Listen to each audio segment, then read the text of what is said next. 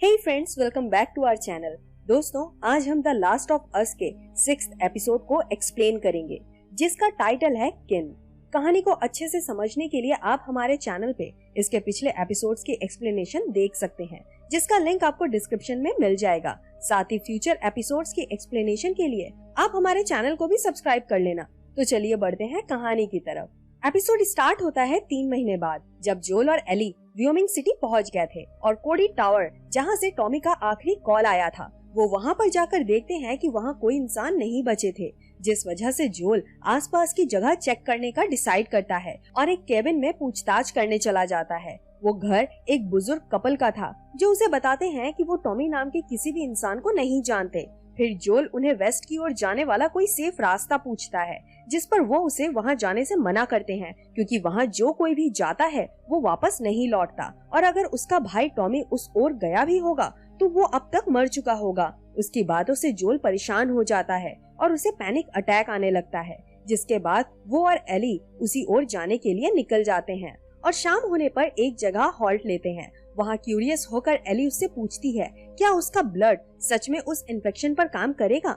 जोल उसे कुछ नहीं बताता और पॉजिटिव रहने को कहता है। तभी एली उसे रिवील करती है कि उसे सैम के इन्फेक्शन के बारे में पता था और उसने अपना ब्लड भी उसके घाव पर रब किया था, और अब उसे डर लग रहा है कि उसका ब्लड उस इन्फेक्शन पर काम नहीं करेगा। बट जोल उसे समझाता है कि अगर मार्लिन को विश्वास है कि तुम्हारा ब्लड काम करेगा तो वो जरूर करेगा, क्योंकि मार्लिन सिर्फ फायरफ्लाइज की लीडर ही नहीं बल्कि एक स्मार्ट और इंटेलिजेंट इंसान थी। रास्ते में वो लोग एक डैम से पास होते हैं और आगे बढ़ने लगते हैं, पर तभी कुछ लोग आकर उन्हें पकड़ लेते हैं और उनसे पूछताछ करने लगते हैं। बट उसके पहले वो लोग ये चेक करना चाहते थे कि कहीं जोल और एली इन्फेक्टेड तो नहीं थे, इसलिए उनका स्निफिंग डॉग सबसे पहले जोल को चेक करता है और फिर एली की ओर बढ़ने लगता है। लेकिन यहाँ दोनों परेशान दिखाई देते हैं, क्योंकि एली ऑलरेडी 2 बार इन्फेक्टेड द्वारा घायल हो चुकी थी। लेकिन लकीली वो डॉग एली के बॉडी पर कोई इन्फेक्शन डिटेक्ट नहीं करता और सारे लोग रिलैक्स हो जाते हैं। जोल उन्हें बताता है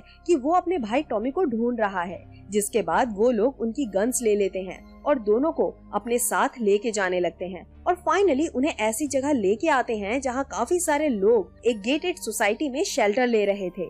यहाँ उनकी जिंदगी बिल्कुल सेफ और नॉर्मल थी, इतनी नॉर्मल कि यहाँ restaurant, bars, laundry, shops, movie theatres, बच्चों के लिए स्कूल्स, हंटिंग, हार्वेस्टिंग, सभी तरह की फैसिलिटी थी। और वो जगह इतनी सेफ थी कि इस सोसाइटी की तरफ आने वाले सभी रास्ते पर हमेशा पहरा लगा रहता। और रही बात पानी और इलेक्ट्रिसिटी की, तो वो तो उन्हें उस डैम के जरिए मिल जाती थी, जो रास्ते में जोल और एली ने नोटिस किया था। खैर, अब जोल वहाँ टॉमी को नोटिस करता है और उससे मिलकर काफी खुश और इमोशनल हो जाता है, जिसके बाद टॉमी उसे मारिया से मिलाता है, जिससे उसने कुछ ही महीने पहले शादी की थी। मारिया दरअसल उस कम्युनिटी की लीडर थी। इनफैक्ट उसी ने 7 साल पहले इस कम्युनिटी को यहाँ एस्टेब्लिश किया था। पहले तो यहाँ कुछ ही लोग रहते थे, पर समय के साथ लोग इनसे जुड़ते गए और अब यहाँ काफी सारी फैमिलीज सेफली अपनी जिंदगी गुजार रहे थे। खैर, एली मारिया से नाराज थी, क्योंकि उन्होंने उन दोनों की गन उनसे ले ली थी और गलत खबर फैलाई थी कि यहाँ इस जगह पर खतरा है। दरअसल कैबिन में मिले वो कपल इन्हीं के लोग थे, जो यहाँ की तरफ आने वाले लोगों को डराकर यहाँ आने से रोकते थे। लेकिन टॉमी उसे समझाता है कि उन्हें ये उनकी सेफ्टी के लिए करना पड़ता है, ताकि किसी गलत लोगों को उनकी लोकेशन पता ना चले। फिर मारिया एली को उसके घर लेके जाती है और यहाँ टॉमी जोल से एली के बारे में पूछता है, बट जोल उसे एली की पूरी सच्चाई नहीं बताकर सिर्फ इतना कहता है कि वो किसी फायरफ्लाइज मेंबर की बेटी है, जिसे वेस्ट की ओर ट्रांसपोर्ट करने के लिए उसे काफी सारे पैसे मिले हैं। तब जोल के पूछने पर टॉमी उसे बताता है कि फायरफ्लाइज का बेस कैंप यहाँ से 1 वीक दूर ईस्टर्न कोलोराडो की यूनिवर्सिटी में है, लेकिन वो जगह बिल्कुल सेफ नहीं होकर इन्फेक्टेड और रेडर से भरी पड़ी है। इसलिए जोल टॉमी को उसके साथ चलने को कहता है, ताकि वो एली को सेफली उस बेस कैंप तक पहुंचा सके। लेकिन टॉमी मना कर देता है और जोल अपसेट हो जाता है। जोल को लगता है कि वो मारिया के मना करने पर उसके साथ नहीं आना चाहता और अज्यूम करता है कि पिछले कुछ दिनों से टॉमी ने मारिया के कहने पर ही उससे रेडियो पर कांटेक्ट नहीं किया होगा। तब टॉमी उसे समझाता है कि ये लोग अपनी सेफ्टी के लिए रेडियो का यूज नहीं करते, ताकि रेडर्स और रेजिस्टेंस जैसे सेवेज ग्रुप्स के कांटेक्ट में ना आ सके। आगे टॉमी उसे बताता है कि फायरफ्लाइज ग्रुप से निकलने के बाद वो अकेले सरवाइव करने में स्ट्रगल कर रहा था, तब मारिया के लोगों ने उसे सहारा दिया और यहाँ रहने के लिए अलाउ किया, और बदले में उन्हें टॉमी से सिर्फ इतनी एक्सपेक्टेशन थी कि वो उनके सभी रूल्स को फॉलो करे ताकि वहाँ रहने वाले इंसानों पर कभी किसी तरह का खतरा ना आ सके। बट जोल अभी भी उसकी बातों से कन्विंस नहीं होता और बताता है कि वो सोच भी नहीं सकता कि यहाँ तक पहुँचने के लिए उसे किन किन तकलीफों का सामना करना पड़ा था। तभी टॉमी उसे रिवील करता है कि मारिया प्रेग्नेंट है और कम से कम इस समय वो उससे दूर नहीं जाना चाहता।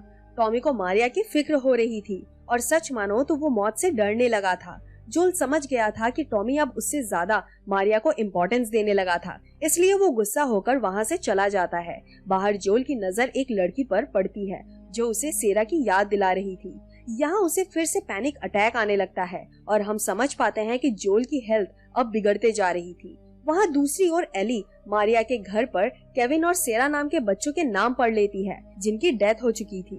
उसे लग रहा था कि वो दोनों बच्चे मारिया के थे, बट तभी मारिया उसे बताती है कि सिर्फ केविन उसका लड़का था और सेरा जोल की बेटी थी। और उस वक्त एली को रियलाइज होता है कि क्यों जोल उसके साथ कम बात करता है और सिर्फ अपने काम से काम रखता है, क्योंकि शायद एली उसे उसकी बेटी सेरा की याद दिलाती होगी। अब मारिया की बातों से पता चलता है कि वो जोल को ज्यादा पसंद नहीं करती थी, क्योंकि जोल स्मगलिंग और फायरफ्लाइज जैसे सेवेज ग्रुप के लिए लोगों को मारने का काम करता था और उसे लगता था कि जोल ने ही टॉमी को वो सारे गलत काम करने के लिए अपने साथ इन्वॉल्व किया था। इसलिए मारिया एली को समझाती है कि वो जोल जैसे लोगों से दूर रहे, बट एली उसकी बातों को इग्नोर कर देती है और कहती है कि जोल सिर्फ उन्हीं लोगों को मारता है जिन लोगों से उसे खतरा होता है। अब टॉमी जोल से माफी मांगता है कि उसने सिर्फ अपनी सेफ्टी के बारे में सोचकर अचानक जोल से कांटेक्ट करना बंद कर दिया था। तभी जोल उसे रिवील करता है कि एली इम्यून है और वो मार्लिन के कहने पर उसे फायरफ्लाइज बेस कैंप लेके जा रहा है। और टेसा की भी ये आखिरी इच्छा थी कि वो एली को किसी भी हालत में उस बेस कैंप तक पहुंचाए। जोल टॉमी से रिक्वेस्ट करता है कि वो एली को उस बेस कैंप तक लेके जाए, क्योंकि जोल अब पहले जैसा स्ट्रॉन्ग नहीं था, उसकी हेल्थ बिगड़ रही थी और उसे लग रहा था कि वो एली को प्रोटेक्ट नहीं कर पाएगा। और टॉमी जो ईस्टर्न कोलोराडो के रास्ते से अच्छे से वाकिफ था, उसके लिए ये काम जोल से भी ज्यादा आसान हो सकता था। जोल उसे समझाता है कि उन्होंने मजबूरी में ही सही कई लोगों को मारा था, पर ये उनके पास अच्छा मौका था कि वो अपनी गलती का प्रायश्चित करके इस दुनिया को फिर से जीने लायक बना सके। दरअसल जोल को भी यकीन था कि एली का ब्लड उस इन्फेक्शन पर वर्क करेगा, क्योंकि वो ऑलरेडी 2 बार इन्फेक्टेड द्वारा अटैक हो चुकी थी और तुरंत हील हो रही थी। टॉमी मान जाता है और अगले सुबह एली को लेकर निकलने का डिसाइड करता है। जोल अब एली को समझाने जा रहा था कि यहाँ से टॉमी उसे बेस कैंप तक लेके जाएगा, बट जानकर सरप्राइज हो जाता है कि एली ने ऑलरेडी उनकी बातें सुन ली थी। एली उसे समझाती है कि उसे उस पर पूरा विश्वास है कि वो उसे कुछ नहीं होने देगा और वो सिर्फ उसी के साथ सेफ रहेगी। एली उसे कहती है कि वो ये ना सोचे कि वो सेरा को बचाने में फेल हो गया तो वो उसे भी बचाने में फेल हो जाएगा। जोल सेरा का नाम सुनकर इमोशनल हो जाता है और उसे सेरा के बारे में कुछ भी कहने से मना कर देता है और अभी भी अपने डिसीजन पर अटल था कि उसे कल टॉमी के साथ ही जाना होगा। एली जोल से सेपरेट होने से अपसेट थी और जोल सेरा को याद करके डिस्टर्ब था।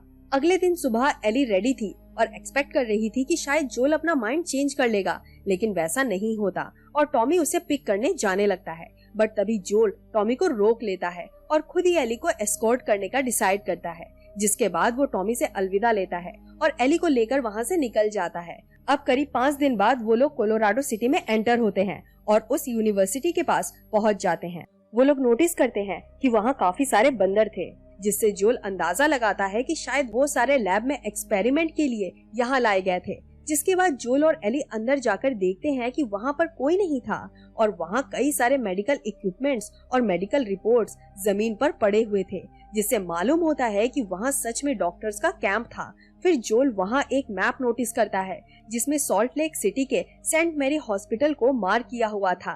जोल एज्यूम करता है कि यहाँ इन्फेक्टेड से एक्सपोज होने की वजह से सारे डॉक्टर्स वहीं पर चले गए होंगे। अब जोल कुछ रेडर्स को अंदर आते देख लेता है और पीछे के रास्ते से बाहर निकलने का डिसाइड करता है, लेकिन जैसे ही जोल वहाँ से निकलने वाला था, एक रेडर उन पर अटैक करता है और दोनों में हाथापाई होने लगती है। जोल किसी तरह उसे मार देता है और एली को वहाँ से चलने को कहता है, बट तभी एली नोटिस करती है कि उस रेडर ने जोल को स्टैब कर दिया था और उसका काफी खून बह रहा था। फिर बाकी रेडर्स को उनकी तरफ आते देख जोल तुरंत घोड़े पर बैठ जाता है और एली उसे लेकर वहाँ से निकल जाती है। कुछ दूर जाने पर वो लोग सेफ थे, बट तभी जोल की हालत खराब होकर वो नीचे गिर जाता है। एली उसे होश में रहने के लिए एनकरेज करने लगती है और ये एपिसोड यहीं एंड हो जाता है।